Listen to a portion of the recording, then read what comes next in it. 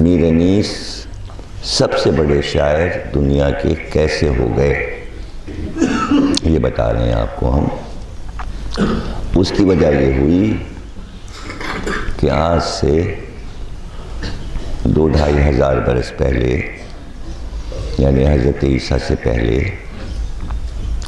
یونان کے لٹریچر نے بہت ترقی کی، یونان کے فلسفے نے بہت ترقی کی، اور سقراط اور اس کا شاگرد افلاطون اور پھر اس کا شاگرد ارسطو، انہوں نے وہ کمالات دکھائے کہ آج سائنس اسی بنیاد پر کھڑی ہے، اور لٹریچر، یعنی بہت سی چیزوں کے یہ لوگ بانی ہیں یونان والے۔ تو شاعری بھی بہت پرانی چیز ہے، تو یونان میں بھی بڑے بڑے شعراء گزرے ہیں۔ اس میں یونان کا سب سے بڑا شاعر جو ہے وہ ہومر ہے، اور ہومر جو ہے وہ پیدائشی اندھا تھا، یعنی اس نے دنیا نہیں دیکھی، لیکن وہ دنیا کا بہت بڑا شاعر ہے۔ گونگا پارک دیکھا ہے آپ لوگوں نے؟ کہاں ہے؟ کہاں ہے گونگا پارک؟ تو کیوں مشہور ہے گونگا پارک؟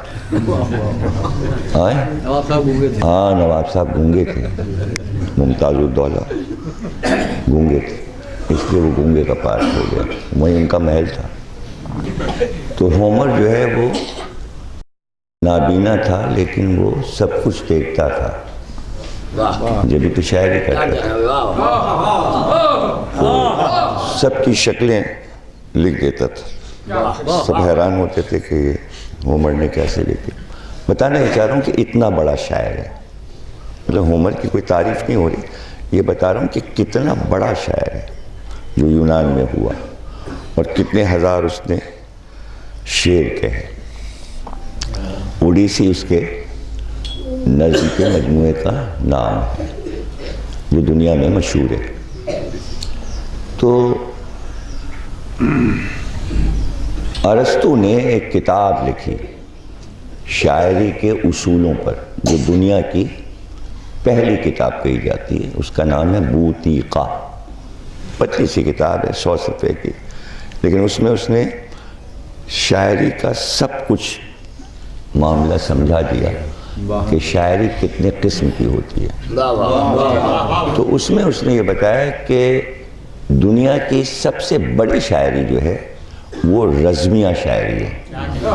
تو چونکہ اس زمانے میں جنگیں ہوتی تھی، تو یونان میں چونکہ ٹرائے کی جنگ ہوئی تھی، اس لیے ٹرائے کی جنگ کو ہومر نے لکھ دیا، جبکہ وہ اندھا تھا، اور اس نے بتایا کہ یہ لڑائی کس طرح ہوئی، اس لیے ہومر بڑا شاعر ہو گیا کہ اس نے ٹرائے کی لڑائی کو لکھ دیا۔ تو لوگ حیران ہیں اب تک اس کی شاعری پہ۔ تو اس نے اصول ترتیب دیا کہ رزمیہ شاعری کے اصول کیا کیا ہیں۔ اب آپ یہ بتائیے کہ میر انیس سے ہزاروں برس پہلے ارسطو نے یہ کتاب لکھی۔ جب میر انیس کے مرثیے یونیورسٹیز تک پہنچے اور ریسرچ شروع ہوئی، تو پورے ورلڈ نے یہ فیصلہ کیا کہ جو ارسطو نے لکھا ہے رزمیہ کے شرائط، وہ سب انیس و دبیر نے پورے کر دیے۔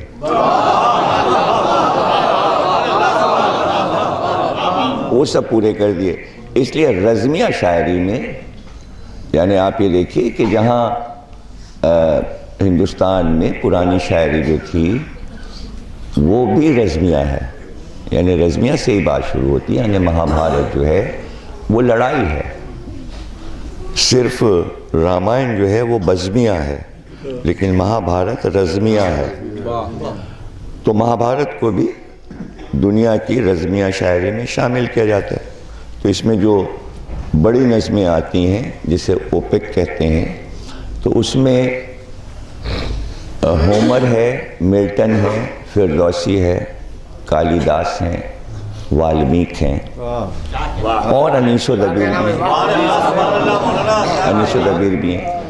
تو دیکھا گیا پورے ورلڈ میں کہ ملٹن کی پیراڈائز لاسٹ اور والمیک اور کالی داس کی تحریریں اور مہابھارت اور رامائن اور فردوسی کا شاہ نامہ اور شیکسپیئر کی شاعری، یہ دنیا کی بڑی بڑی وہ نظم کی عمارتیں ہیں جو اب تک کھڑی ہیں۔ تو اس میں سب سے پہلے یہ چیز دیکھی گئی کہ ہومر نے کتنے شعر کہے، وہ گنے گئے۔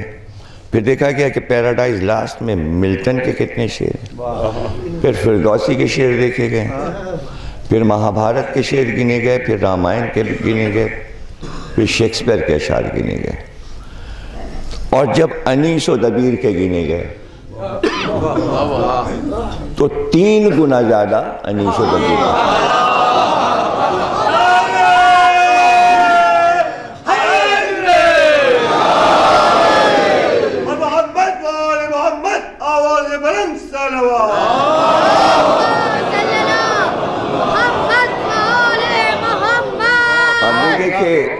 فردوسی کے اشعار 60,000، لیکن انیس کے 3 لاکھ، دبیر کے اس سے بھی زیادہ اشعار 4 لاکھ 5 لاکھ۔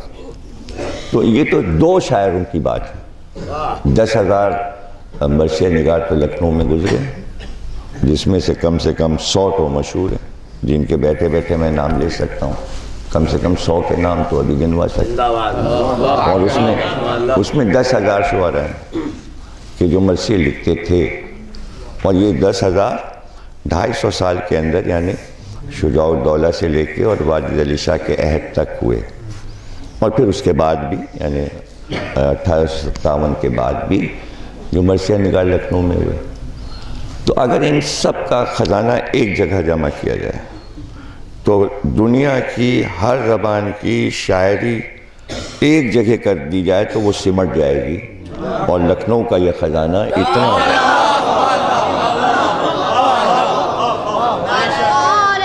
تو اس پہ ہمیں کتنا فخر کرنا چاہیے۔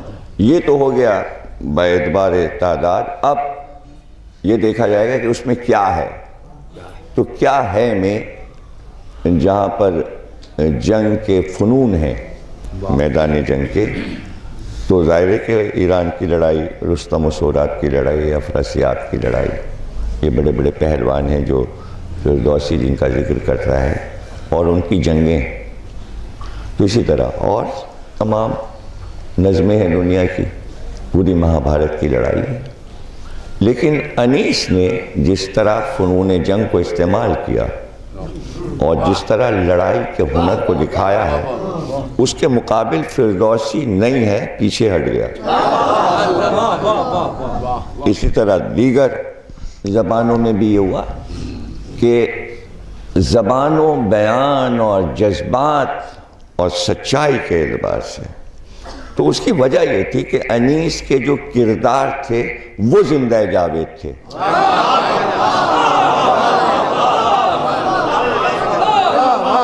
اس لیے انیس کے لفظوں میں روح پیدا ہو